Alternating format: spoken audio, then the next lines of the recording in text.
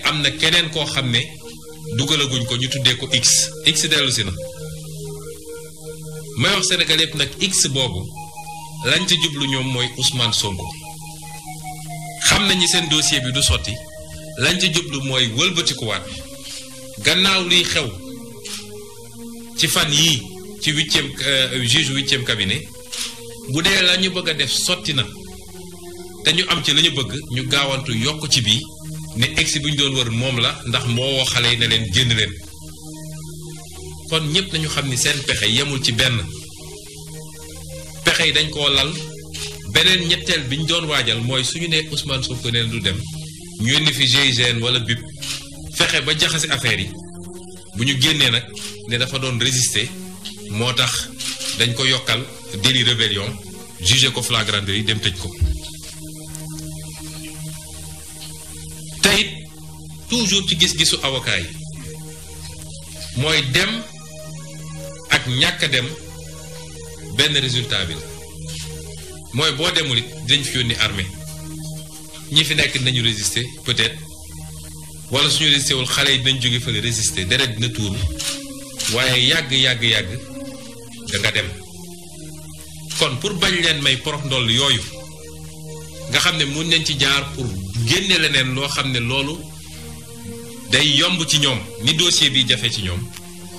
moo tax avocat yooyu ñoom ñëpp bi ñu dajee ñëw taxaw ñaan ñu insister joxe seen conseil ñu déglu leen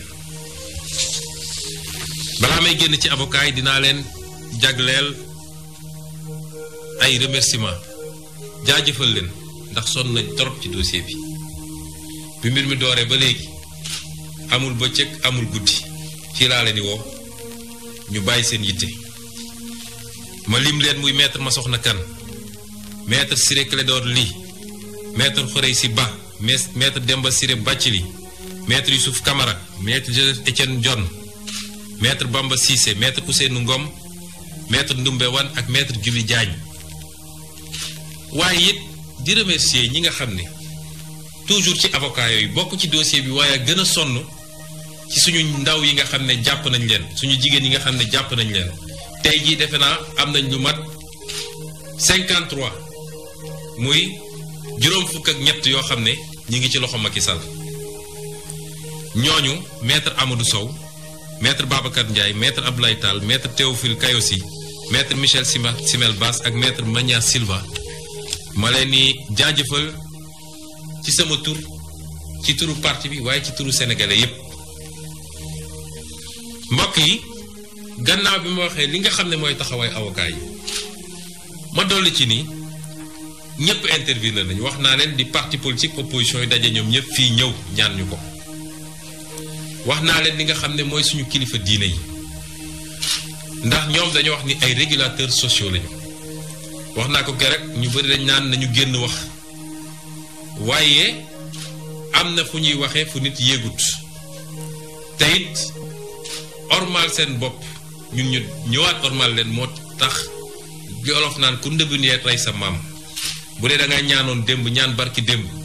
dégluwuñ la balaa ngay génnaat di wax di nga xool lu bari waaye yónnee nañu ci ñun ñoom ñëpp daje mu jaar ci suñu sëriñ sëñ Abdou Mbacke bu Daaru Muxti daa di ñëw wax la même chose may wax ni it société civile bi def nañu la même chose suñu parti bi ñu bokk def nañu concertation département yépp ñu laaj leen lu ñu xalaat diaspora bi ñu laaj leen lu ñu xalaat bureau politique bi wax li mu xalaat ay avis la yoo xam ne lu partagé la waaye li ëpp ci avis yi am benn boor bu ñu jëm dinaa ci ñëw léegi ñi ñépp nag li ma ci gën a touché man muy kilifa diine muy société civile muy keneen gannaaw bi ñu amee yitt ci li ma gën a touché mooy seen yitte bi gën a rëy mooy li tubaab di wax sama intégrité physique mooy ñu bañ a maye fu ñu mun a jaaree pour li ñu bëggoon am ci justice sax boo moytul ñu amee ko ci neneen ndax dégg nañ fi kaawu Xaadim Buso dégg nañ fa yeneen kaa te ci loo xam ne mën nañu gañe combat bi ci neneen ñooñu ñëpp ba ne leen seen yitte ci ñun yéeg nañ ko te dafa wane ni projet bi nga xam ne moom la ñu présenté Sénégalais yi ñor na leen projet boobu seen projet la lii lépp nag moo tax ba ñu waxtaanee déglu ñëpp ñu wax Sénégalais yi ni bu soobee yàlla ëllëg ca waxtu bi ñu ko waxee dinañu génnee fii suñu kër dox ndànk dem déglu lan la juge 8e cabinet war a wax ak nun waaye loolu tekkiwul ni dañoo deltu gannaaw xeex bi commencé gul sax te tekkiwul it ni mobilisation bi exceptionnelle bi nga xam ne am na Sénégal te ñu gëjoon ko gis dina wàññeeku tey la mobilisation war a gën a bëri tey la mobilisation war a gën a am doole tey la militants yi ak militantes yi ak sympathisants yi ak sénégalais yi nga xam ne ñépp dëgg rek moo leen ñor tey la ñu war a gën a mobiliser parce que bu ñu bëggee jaarale mbir mi feneen dina am neneen nu muy demee teyit tekkiwul ni li ñu waxoon ni suñu droit ñun à la résistance suñu droit individuel constitutionnel jóge na fi waaye tekkiwul ni lii nga xam ne am na ci dossier bi yépp te avocat yi wax ko député yi wax ko ba suba député yi nañu déposer recours conseil constitutionnel ñu war a signé nañu loolu lépp duñ ko bàyyi mu jaas parce que lañ ca war a def ci yoon danañ ko def muy fii muy CEDEAO muy feneen ak feneen may woo nag sénégalais yi ndax duma ko wax ak Macky Sall ndax ku am xol am yëg-yëg ngay waxal ci lu jëm ci nit ñi ñii nga xam ne jaay nañ leen doole muy suñu otage politique yi ne sénégalais yëpp addu na leen Macky Sall bàyyi rawatina nag ñi nga xam ne jigéen lañu tey jii dañoo fas yéene woon démarrer grève de la faim ndax ñu ngi leen di pamti ku ñu jàpp àjjuma ba tey yóbbu leen delloosiwaat leen déglu sax defuñu leen ko lépp pour métital loolu taal na ay réew yu bari parce que jaay doole ci anam yi baaxul man maa leen ñaan ne leen bu leen grève de la faim ndax dama jàpp ni bokkul ak suñu gëm-gëm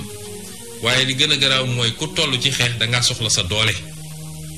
waroo affaiblir sa bopp te am naa ñëwante bu rëy ci ñoom nag